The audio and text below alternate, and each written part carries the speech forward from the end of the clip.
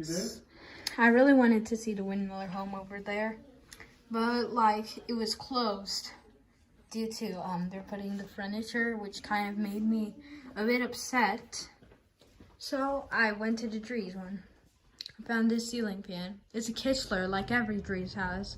3 blades, LED light. Let's see what it is then. Fan off, light, reverse, low.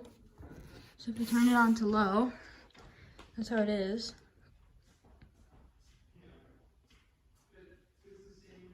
Soothing, really.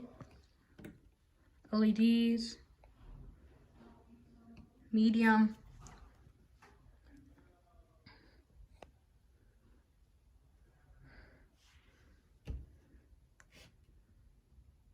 And high.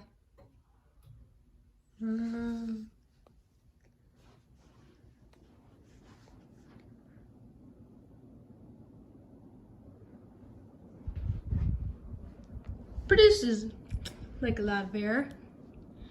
It has a long blade span, of course. This one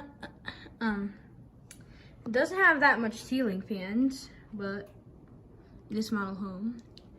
And anyway, so this one, you know, chandelier, I hate chandeliers. All right.